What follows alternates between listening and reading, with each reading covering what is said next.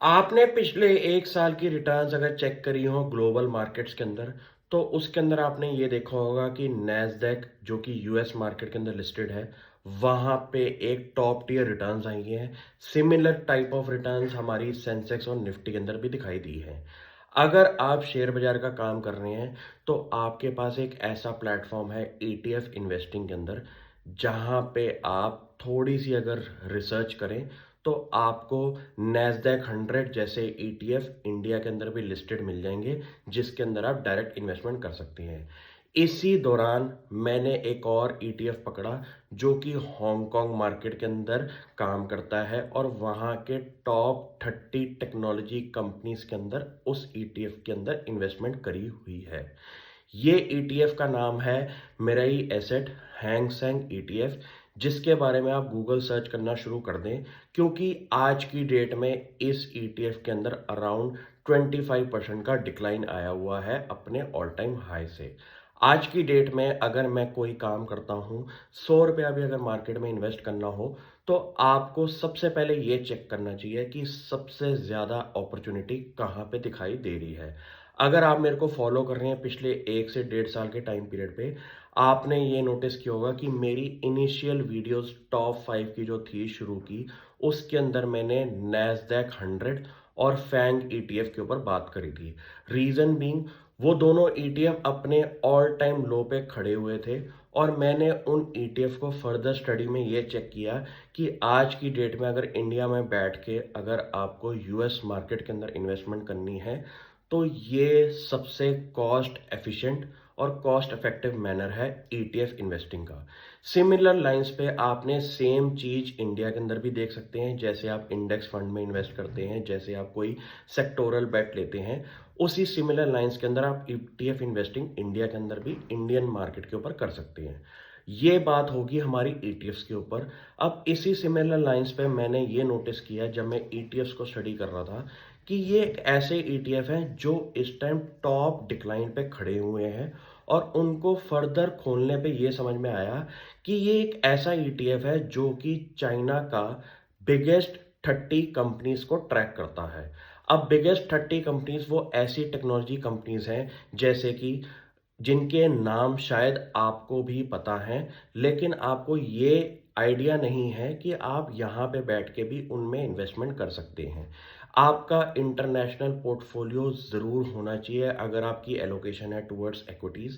Reason being, अगर US market grow हो रही है और यूएस मार्केट के अंदर डिक्लाइन है और वहाँ पे आपको अगर वैल्यू बनती है, आप यहाँ से इन्वेस्टमेंट कर सकते हैं।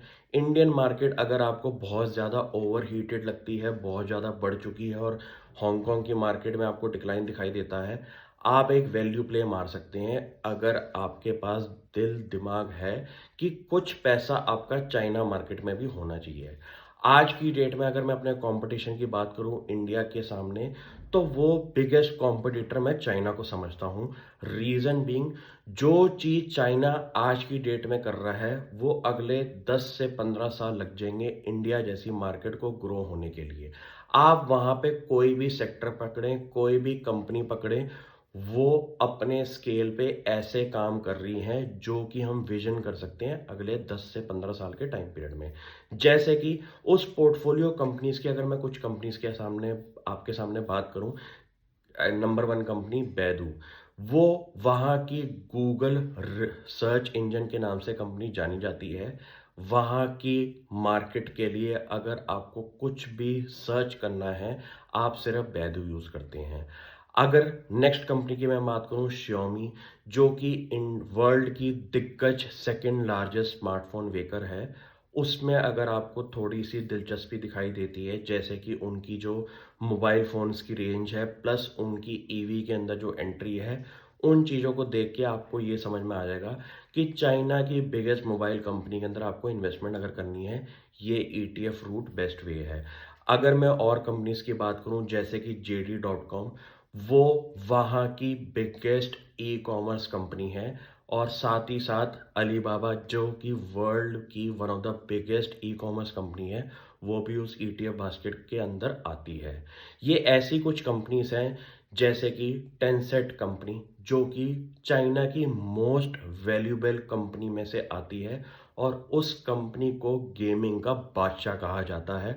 और आज की डेट में चाइना में जितना गेम्स के ऊपर आपने नोटिस देखा है कि बच्चों की दिलचस्पी है, बड़ों की दिलचस्पी है, उस कंपनी ने इस सेक्टर के अंदर डोमिनेंट पोजीशन बना के रखी हुई है। और ये एक ऐसी कंपनी है जो कि टेक्नोलॉजी प्ले के अंदर बहुत बड़ा चाइना के अंदर पार्ट के अंदर आती है।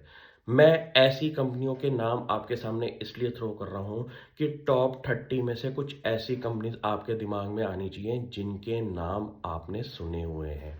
और ये एक ऐसी कंपनीज हैं जो कि अगर चाइना के बारे में कोई इन्वेस्टर अगर बात कर रहा है तो बास्केट ऑफ लिस्ट के अंदर ये कंपनियों के नाम ज़रूर आते हैं। मैं अपनी ऑडियंस के सामने ये बताना ज़रूर समझता हूँ कि आपको सिर्फ इन्वेस्टमेंट करते हुए एक सिंगल व्यू नहीं रखना चाहिए कि इंडियन मार्केट में आपको पैसा लगाना है। आपके पास बास्केट ऑफ इन्वेस्टमेंट्स होनी चाहिए। अगर आपके पास पोर्टफोलियो के अंदर फॉरेन पोर्टफोलियो के स्टॉक्स नहीं है, आप शायद कुछ ना कुछ कहीं ना कहीं मिस कर सकते हैं। क्यों? क्योंकि ऐसा भी हो सकता है कि एक साल के अंदर इंडियन मार्केट के अंदर इतना मज़ा नहीं आया, लेकिन हांगकांग की मार्केट आपकी बढ़ती हुई दिखाई दी। सिमिलर केस पे मैंने नैस्डैक 100 पे भी इन्वेस्टमेंट करी थी। सिमिलर केस पे मैंने फैंग ईटीएफ के अंदर भी इन्वेस्टमेंट करी थी, इसी सिचुएशन को देखते हुए। अब ये रीज़न इम्पोर्टेंट क्यों है?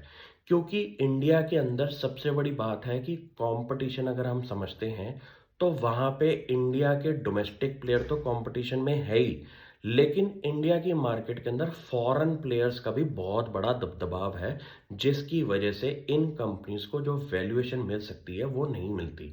आपने ये चीज़ चाइना में नहीं देखी होगी। क्यों?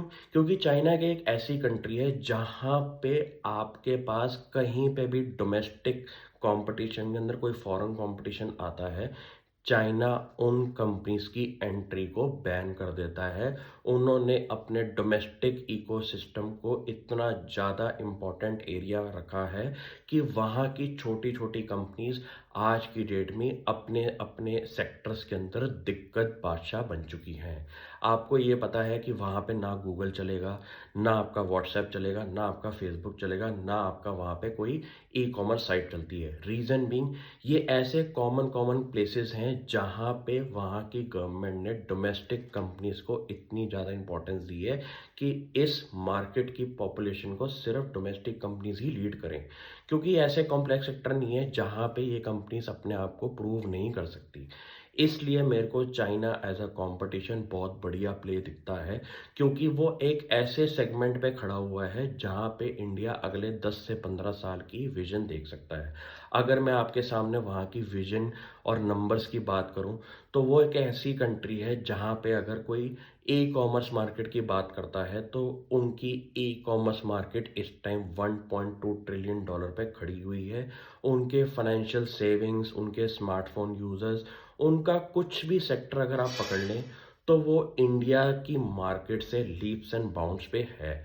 लेकिन वहीं पे ये एक वैल्यूएशन आपको दिखाई देती है कि वहाँ का ईटीएफ अगर आपको 20-25% की डिक्लाइन पे दिखाई दे रहा है, ये एक वैल्यू प्ले हो सकता है जिस पे आप अपना भी विचार बना सकते हैं।